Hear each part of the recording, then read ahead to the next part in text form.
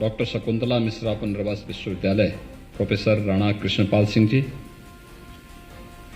अपर मुख्य सचिव दिव्यांगजन सशक्तिकरण विभाग श्री हेमंत राव जी,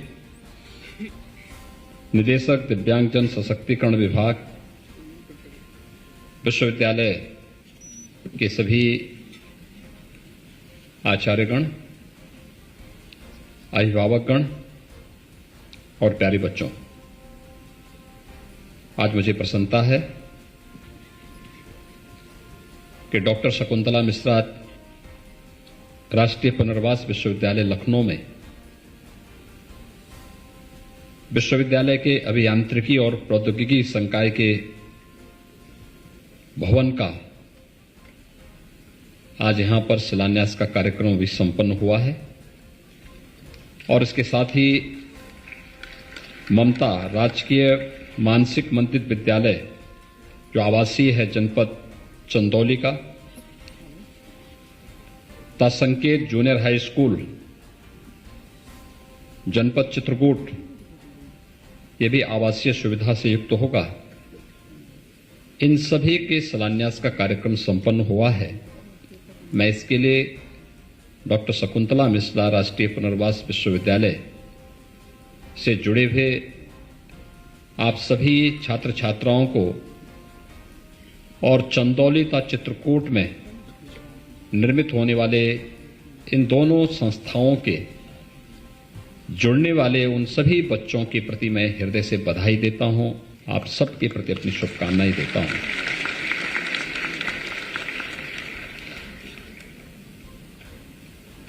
वास्तव में जब मैं आपको देखता हूं तो मुझे लगता है कि व्यक्ति का मूल्यांकन केवल उसकी शारीरिक बनावट से ही नहीं हो सकती, बल्कि उसकी सोच, उसकी बुद्धिमत्ता, उसके विवेक और उसके साहस से उसकी पहचान बनती है। और भारत तो इस मामले में दुनिया के अंदर तो इस प्रकार के अनेक उदाहरण हैं। जब भले ही शारीरिक रूप से किन्हीं कारणों से वो व्यक्ति अपने को सक्षम न मानता रहा हो, लेकिन उसकी बुद्धिमत्ता ने, उसके विवेक ने, उसके साहस ने उसे दुनिया के सामने एक आदर्श के रूप में प्रस्तुत किया। और भारत तो इसका उदाहरण है। हम जब भारत की ऋषि परंपरा की बात करते हैं तो सबका ध्यान सहसा ही ऋषि अष्टावक्र की ओर जाता है। मध्यकाल में भक्ति काल के एक महाकवि हुए थे सूरदास। उनकी रचनाओं से कौन ऐसा भारतीय होगा और हिंदी साहित्य का कि मैं रुचि रखने वाला कौन ऐसा भारतीय होगा जो महाकवि सूरदास से विभूत न हुआ हो। और आपने देखा होगा जब सूर और तुलसी की भक्तिकालीन रचनाओं की हम तुलना करते हैं तो हमें कहीं भी सूरदास ऐसा नहीं लगता है कि वह जन्म से दृष्टिबाधित रहे हों। उनकी रचनाएं हमें एक नई दिशा दे देती है।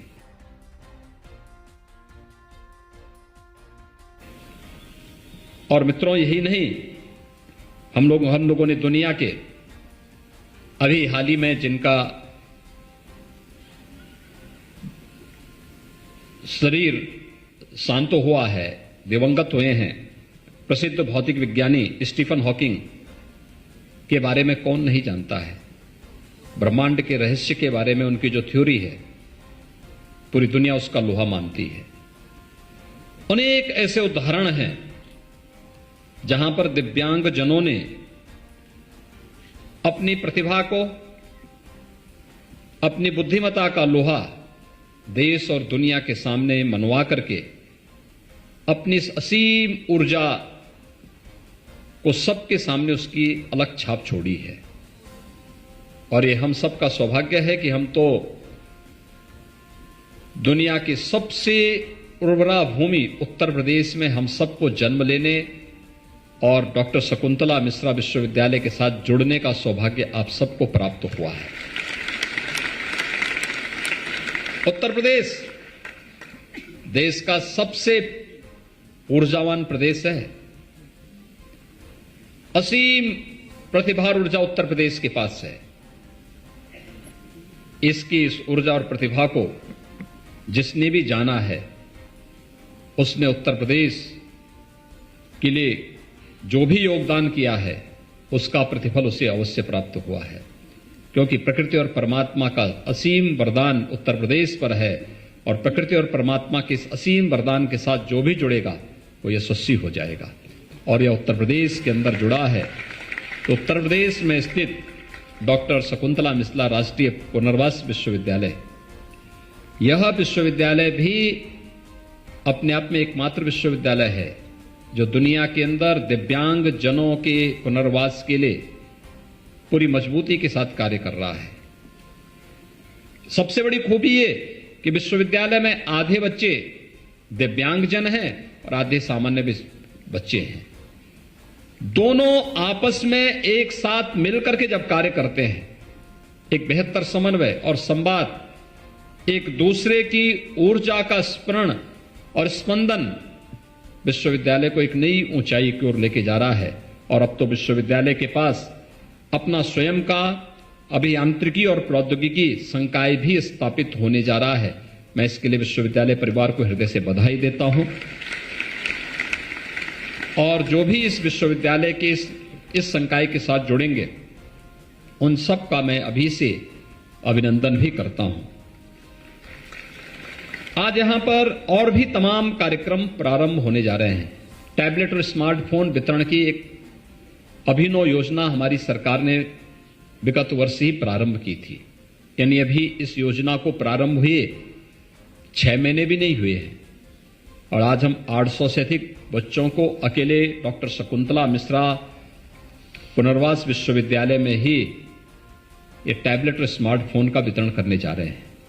और मुझे बताते हुए प्रसन्नता है कि अकेले लखनऊ में अब तक हम लोगों ने 1,06,151 स्मार्टफोन और टैबलेट उपलब्ध करवाए हैं, जिसमें से जो वितरित हुए स्मार्टफोन 44,720 वितरित हो चुके हैं और टैबलेट 31,029 अब तक वितरित किए जा चुके हैं। और आज अकेले इस विश्वविद्यालय में 868 बच्चों को ये सुविधा यहां पर उपलब्ध हो रही है, जिसमें 858 को यहां पर वितरित हो रहा है। 58 को हम लोगों ने एकाना विश्वविद्यालय में जब इस कार्यक्रम का शुभारंभ किया था उस समय इस विश्वविद्यालय से भी 10 बच्चों को ये सुविधा वहां पर उपलब्ध करवाई गई थी।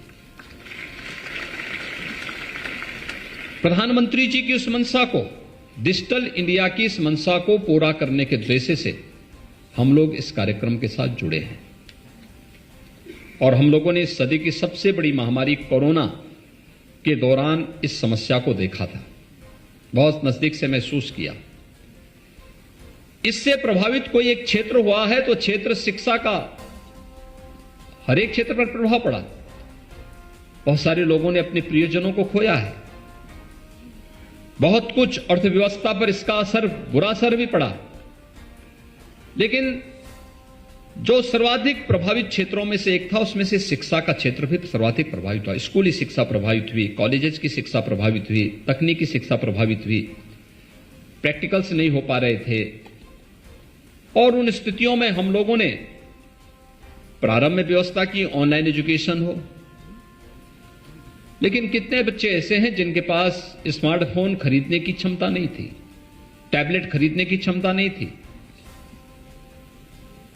और उस दृष्टि से शासन ने तय किया कि हम प्रदेश के 1 करोड़ बच्चों को स्मार्टफोन और टैबलेट उपलब्ध कराएंगे। और उसी क्रम में उत्तर प्रदेश के अंदर युद्ध स्तर पर यह कार्य प्रारंभ हुआ, जिसमें लखनऊ जनपद के अंदर ही अब तक हम लोग 1,06,151 टैबलेट और स्मार्टफोन जनपद को उपलब्ध करवा चुके हैं। एक बड़ी योजना है, प्रधानमंत्री जी की डिजिटल इंडिया के सपने को साकार करने का एक अभियान है और उस अभियान के साथ जुड़ते हुए मुझे प्रसन्नता की अनुभूति हो रही है। पूरी दुनिया इस स्मार्टफोन के पास जिस प्रकार के कार्यक्रम के साथ हम इसको जोड़ने जा रहे हैं, अच्छी अच्छी संस्थाओं को हम इसके साथ जोड़ेंगे। हमारे युवाओं की जेब में और उनके हाथ में पूरी दुनिया होगी और स्मार्टफोन में उनके पास हर प्रकार के पाठ्यक्रम उनके पास कैद होंगे, उनको उससे जुड़ने का अवसर प्राप्त होगा। इस दिशा से मैं आज डॉक्टर शकुंतला मिश्रा राष्ट्रीय पुनर्वास विश्वविद्यालय से जुड़े हुए इन सभी बच्चों को जिन्हें आज ये सुविधा प्राप्त हो रही है, इसके लिए मैं हृदय से बधाई देता हूं, अपनी शुभकामनाएं देता हूं। मुझे विश्वास है कि विश्वविद्यालय प्रदेश सरकार के आईटी एंड इलेक्ट्रॉनिक्स विभाग के साथ जुड़कर के, औद्योगिक विकास विभाग के साथ जुड़कर के उन नए प्रोग्राम के साथ इन बच्चों को जोड़ने का कार्य कर सकेगा, जिसमें ऑनलाइन एजुकेशन के साथ साथ इन बच्चों को किसी परीक्षा की तैयारी के लिए ऑनलाइन प्रिपरेशन की तैयारी भी करनी होगी, तो वह भी सुविधा इनको इसमें उपलब्ध हो सके। और साथ साथ अगर कोरोना जैसी महामारी बनी रहती है तो हम लोग ऑनलाइन एग्जामिनेशन के लिए भी इन बच्चों को इसके साथ जोड़ सकें, उस प्रकार का सॉफ्टवेयर हम विकसित कर सकें। हमें समय के अनुरूप चलना होगा, समय के अनुरूप चलने की तैयारी करनी होगी और समय के अनुरूप जो भी चलता है वह हमेशा अग्रणी भूमिका में अपनी एक नई पहचान बनाता है। हमें पीछे की पंक्ति पर रह करके नहीं, हमें एक अपने अपने क्षेत्र में नेतृत्वकर्ता के रूप में आगे बढ़ना होगा और आगे बढ़ने के लिए सदैव अपने आप को तैयार करना होगा। अपने मन की हीन भावना को त्यागना होगा, यह मानना होगा हम इस कार्य को कर सकते हैं, मैं करूंगा, इस विश्वास के साथ आगे बढ़ना होगा। और आप देखेंगे आपके मार्ग में जो सूल हैं वे सूल आपको फूल बनते हुए नजर आएंगे। और याद रखना, जब भी आप चुनौती को स्वीकार करते हुए आगे बढ़ेंगे, वे सामान्य बच्चे हों या दिव्यांग बच्चे हों, उनके सामने चुनौती नहीं रहेगी। आगे बढ़ने की इच्छा शक्ति होनी चाहिए, उस प्रकार का एक संकल्प होना चाहिए, उसके अनुरूप हमारी रणनीति भी होनी चाहिए और उसके अनुरूप हम स्वयं को ढालने का प्रयास भी करेंगे, तो फिर कहीं कोई समस्या हमारे सामने बाधक नहीं बन सकती, कुछ भी असंभव नहीं बन सकता। आज उत्तर प्रदेश में हम लोगों ने वही कार्य किया। ये उत्तर प्रदेश 5 साल पहले बीमारू प्रदेश था, आज देश के नंबर 2 की अर्थव्यवस्था बन चुका है। नंबर 2 की अर्थव्यवस्था यूपी बन चुका है। उत्तर प्रदेश को देश की 6ठी अर्थव्यवस्था बनने में 70 साल लगे और हमने उत्तर प्रदेश को मात्र 5 वर्ष में, जिसमें से 2 वर्ष तो कोरोना जैसी महामारी से जूझते हुए व्यतीत किए, मात्र इन 5 वर्षों में हम उत्तर प्रदेश को देश के नंबर 2 की अर्थव्यवस्था बना दिए हैं। इच्छा शक्ति होनी चाहिए, कार्य करने की जो एक मजबूत इच्छा शक्ति और हर चुनौती से जूझने की एक प्रवृत्ति होनी चाहिए, वो हमें निरंतर हमारा मार्ग प्रशस्त करेगी। और उत्तर प्रदेश में सब संभव है। उत्तर प्रदेश यही उत्तर प्रदेश है जिस उत्तर प्रदेश में आज से 5 साल पहले दंगे होते थे, गुंडागिर्दी होती थी, अराजकता फैलती थी। आज उत्तर प्रदेश में सर्वत्र शांति है, सौहार्द है, अराजकता गुंडागिर्दी के लिए कोई जगह नहीं है। हर एक तबका आज विकास की मुख्य धारा के साथ जुड़ करके एक नई स्वस्थ प्रतिस्पर्धा के साथ आगे बढ़ रहा है।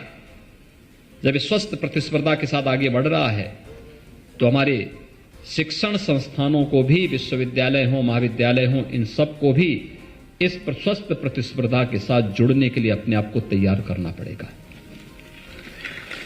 उत्तर प्रदेश अगर हर एक फील्ड में आगे बढ़ रहा है, कोई कारण नहीं कि हम भी उस स्वस्थ प्रतिस्पर्धा का हिस्सा न बन जाएं। बन सकते हैं। हमें भी अच्छे विश्वविद्यालय देने होंगे, अच्छे शिक्षण संस्थान देने होंगे, अच्छे चिकित्सा संस्थान देने होंगे, अच्छे तकनीकी संस्थान देने होंगे और उत्तर प्रदेश में जो कुछ भी होगा वह वर्ल्ड क्लास होगा। इस संकल्प के साथ हमें आगे बढ़ना होगा। और इसलिए सरकार के पास आज किसी प्रकार के संसाधनों की कमी नहीं है। फिजूल खर्ची के लिए कोई पैसा हमारे पास नहीं, लेकिन हां, हर एक व्यक्ति की जरूरत को पूरा करने के लिए और उसकी आवश्यकता के अनुरूप उस प्रकार के प्रचुर संसाधन सरकार के पास हैं। सरकार उसमें सहयोग देना चाहती है, सहयोग करना चाहती है, आपका सहयोग भी लेना चाहती है। और उस सहयोग के साथ, एक टीम वर्क के साथ, जब उत्तर प्रदेश 25 करोड़ जनता बोलती है तो 25 करोड़ की आवाज एक स्वर में उत्तर प्रदेश के विकास के लिए जब निकलती है तो उत्तर प्रदेश की ताकत बनती है। ये हमारी सबसे बड़ी ताकत है, हमारी पूंजी है। लोग बोलते थे कोरोना में इतनी बड़ी आबादी को कैसे संभालेंगे। मैं कहता था हमारी ताकत 25 करोड़ की आबादी है, सब मिलकर के कार्य करेंगे तो हम कोरोना को भी परास्त कर देंगे। लोग कहते थे कि आपके यहां 1 करोड़ प्रवासी कामगार और श्रमिक वापस आएंगे, कैसे संभालेंगे। मैं कहता था इसकी चिंता आपको नहीं करनी है, 25 करोड़ की आबादी है, 1 करोड़ और आ जाएगी, कोई असर नहीं पड़ने वाला है, कोई असर नहीं पड़ने वाला है। वे प्रवासी कामगार और श्रमिक कहीं बाहर के नहीं है, यही यूपी के ही रहने वाले हैं, तो अपने घर आ रहे हैं। ये हमारे लिए उनकी प्रतिभा और उनकी स्किल का लाभ उठाने का एक अवसर है। हम उनका स्किल मैपिंग करेंगे, उनको यही काम पे लगाएंगे। लेकिन जिन लोगों ने उन्हें लावारिस छोड़ा था, उन प्रदेशों में आज वहां के उद्योग बंद हो गए, वहां के कारोबार चरमरा गए और उत्तर प्रदेश ने उन्हें हाथों हाथ लिया। उत्तर प्रदेश में नए नए उद्योग लग रहे हैं। उत्तर प्रदेश में आज के दिन पर हमारे पास स्किल मैन पावर की कोई कमी नहीं है। हमें पहचानना होगा, हर एक व्यक्ति के पास कुछ ना कुछ क्षमता है। अयोग्यो पुरुषो नास्ति, यही तो हमारा शास्त्र कहता है।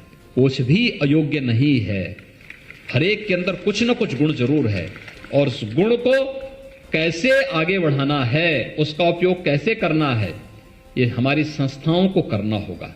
और इस दृष्टि से आज मुझे आपके बीच में यहां पर आकर के प्रसन्नता हुई। प्रदेश सरकार ने जो पिछले 5 वर्ष के दौरान कुछ कार्य किए, खासतौर पर एक हम आभारी हैं प्रधानमंत्री मोदी जी के, जिन्होंने विकलांग की जगह दिव्यांग शब्द दिया और दिव्यांग जन शब्द ने आपको दिव्य ऊर्जा का एक नया स्रोत माना है। आपके पास एक दिव्य शक्ति है जो आपको आगे बढ़ने के लिए प्रेरित करती है और उस दिव्यांग शब्द को जोड़ करके आपके आत्म मनोबल को और आत्म सम्मान को बढ़ाने का काम प्रधानमंत्री मोदी जी ने किया है।